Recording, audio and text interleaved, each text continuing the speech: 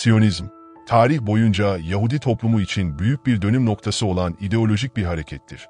Bu hareket, tarihi İsrail topraklarında yeniden bir Yahudi devleti kurulmasını amaçlayarak ortaya çıkmıştır. Modern Siyonizm, 19. yüzyılın sonlarında Orta ve Doğu Avrupa'da filizlenmiş, antisemitizm ve Haskala, Yahudi aydınlanması gibi olgulara bir yanıt olarak gelişmiştir. Osmanlı İmparatorluğu'nun hakimiyetindeki Filistin'de sürdürülebilir bir Yahudi devleti yaratmayı hedefleyen bu hareket, zamanla küresel bir fenomen haline gelmiştir. 1948 yılına gelindiğinde, Siyonizmin öncelikli hedefleri arasında İsrail topraklarında Yahudi egemenliğini yeniden tesis etmek ve diasporada yaşanan antisemitik ayrımcılığa son vermek bulunuyordu. İsrail devletinin kurulmasıyla birlikte Siyonizm yeni bir evreye girmiş. Bu kez İsrail'in güvenliğini sağlamak ve diasporadaki Yahudileri korumak amacıyla faaliyetlerine devam etmiştir. Siyonizmin içinde farklı yaklaşımlar bulunmaktadır. Dini Siyonizm, Yahudi kimliğini korumayı ve asimilasyona karşı durmayı savunur. Ahad Hamam'ın kurduğu kültürel Siyonizm ise, İsrail'de bir Yahudi, ruhani merkezi oluşturma vizyonunu taşır. Herzl'in politik Siyonizminin aksine, Ahad Ham yeni devletin yalnızca Yahudiler tarafından yönetilmesini istemiştir. Siyonizm terimi, İbranice'deki Siyon kelimesinden türemiştir. Siyon, Kudüs yakınlarındaki bir tepeyi temsil ederken, zamanla tüm Kudüs ve İsrail diyarını kapsayan bir kavram haline gelmiştir. 1890 yılında Avusturyalı Yahudi yayıncı Nathan Birnbaum tarafından tanımlanan Siyonizm, Yahudi anavatanını yalnızca Eretz İsrail'de kurmayı hedefleyen bir milliyetçi hareket olarak öne çıkmaktadır. Başlangıçta Avrupa dışına yerleşim teklifleri olsa da, bu öneriler genellikle reddedilmiştir. Bu tartışmalar, Siyonist hareketin niteliğini ve odak noktasını belirlemede önemli bir rol oynamıştır. Siyonistlerin ortak paydası, İsrail diyarının Yahudiler için milli bir yurt olarak tanımlanmasıdır. Bu anlayış, tarihi bağlar ve dini geleneklerden beslenmektedir. Siyonizm, genel Siyonizm, dini Siyonizm, işçi Siyonizmi ve revizyonist Siyonizm gibi çeşitli ideolojilere ev sahipliği yapmaktadır. Hareket, 19. yüzyılda Aşkenaz Yahudilerin desteğiyle Avrupa'daki antisemitizme bir tepki olarak güçlenmiştir. Siyonizm, modern dünyayla Yahudilerin ilişkilerini de şekillendirmiştir. Diasporadaki Yahudiler, asimilasyona karşı çeşitli gruplar oluşturarak ya modern dünyaya entegre olmayı ya da gelenekleri koruyarak modernleşmeyi savunmuşlardır. Örgütlenme açısından, Siyonist hareket dünya genelinde bir temsili demokrasi ile yapılandırılmıştır. 1939 Siyonist Kongresi'nde farklı ülkelerden delegelerin katılımıyla uluslararası bir platform oluşturulmuştur. 1917'ye kadar küçük ölçekli göç ve Yahudi Ulusal Fonu gibi kuruluşlarla anavatan kurma stratejisi izlenmiştir. 1942'deki Biltmore Konferansı, bir Yahudi devleti kurulmasını talep eden yeni bir program geliştirmiştir. 1968'deki 28. Siyonist Kongresi, Siyonizmin günümüzdeki amaçlarını belirleyen Kudüs programını kabul etmiştir. Bu program, Yahudi halkının birliği, göçlerin teşviki, İsrail devletinin güçlendirilmesi ve Yahudi kimliğinin korunması gibi noktaları içermektedir.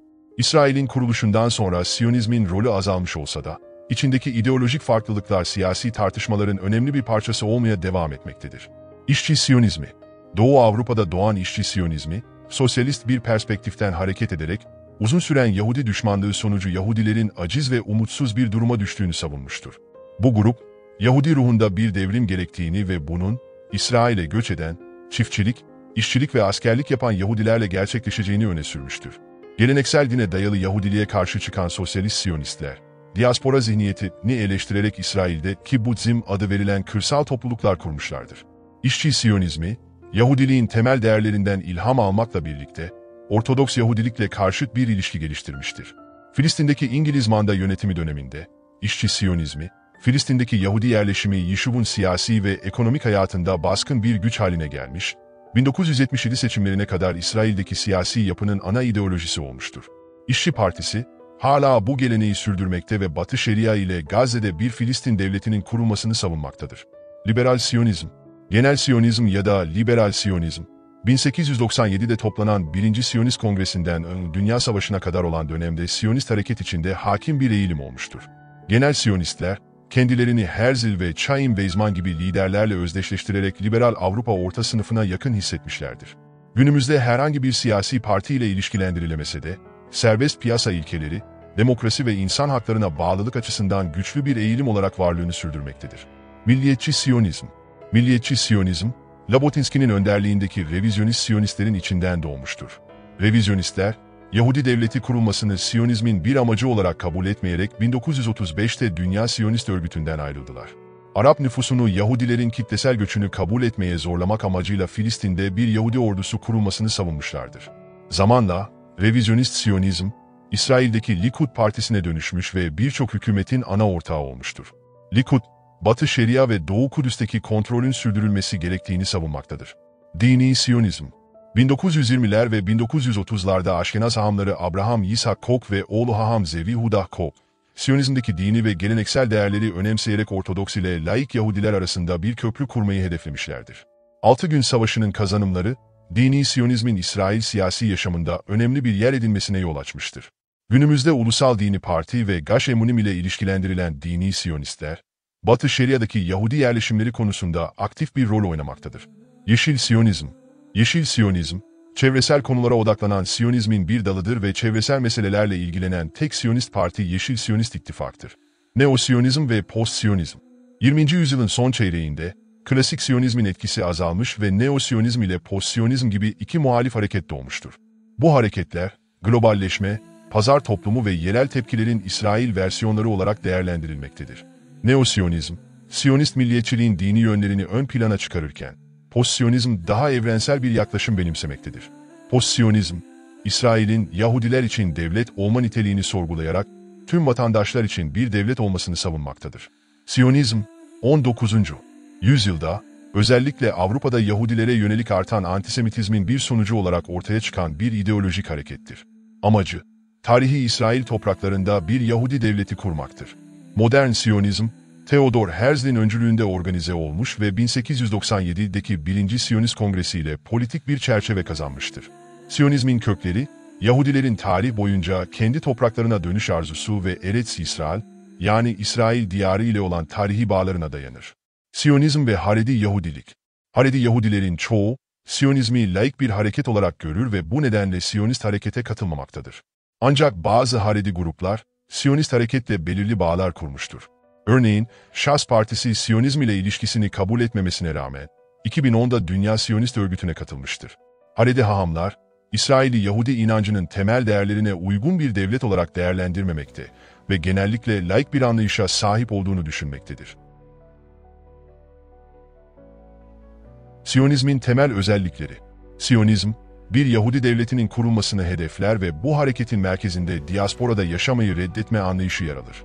Siyonistler genellikle İbranice konuşur ve bu dil, kültürel ve politik bağları güçlendiren bir unsur olarak görülür. Siyonizmin ana hatları, İsrail Özgürlük Bildirgesi'nde belirlenmiştir ve bu belge, Yahudilerin topraklarına dönme umudunu ve tarihi bağlarını vurgular. Antisemitizmle mücadele, Siyonizmin temel amaçlarından biridir. Bazı Siyonistler bunun sonsuza dek süreceğine inanırken, diğerleri Siyonizmin bu sorunu çözebilecek bir araç olduğuna inanmaktadır. Tarihsel bağlam Yahudiler, Milattan sonra 1. yüzyıldan itibaren diaspora yaşamına geçmiştir. 19. yüzyıldaki pogromlar ve zulümler, Yahudi göçlerini hızlandırmış ve Filistin'e dönüş akımlarını teşvik etmiştir. 1917'de yayımlanan Balfour Deklarasyonu, Filistin'de bir Yahudi anavatanı kurulmasını desteklemiştir.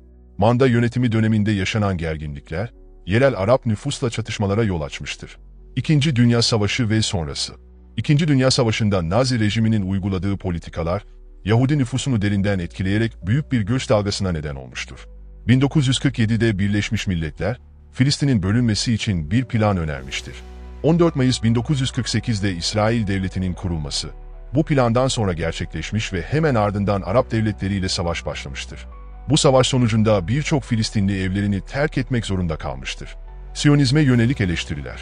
Zamanla Siyonizm, daha laik bir kimlik kazanmaya başlamış ve bu durum bazı Ortodoks grupların muhalefetini çekmiştir. Neo-Siyonizm ve Post-Siyonizm gibi karşıt hareketler, klasik Siyonizmle bazı benzerlikler taşırken, yeni toplumsal ve kültürel dinamiklere odaklanmaktadır. Destekleyici gruplar. Siyonizmi destekleyen sadece Yahudiler değildir. Birçok Hristiyan, Müslüman ve Hindu topluluğu da bu hareketi desteklemiştir. Hristiyan Siyonizmi, özellikle 19. yüzyıldan itibaren önemli bir hareket haline gelmiştir. Müslüman destekçiler arasında İran Şahı gibi isimler, Yahudilerin bölgeyi geliştirebileceğine inanmıştır. Hindistan'daki bazı gruplar da Siyonizmi bağımsızlık mücadelesiyle paralel bir hareket olarak görmüştür. Bu karmaşık ve çok yönlü yapı, Siyonizmin tarihsel, kültürel ve politik bağlamda nasıl şekillendiğini ve nasıl farklı gruplar tarafından desteklendiğini gösterir.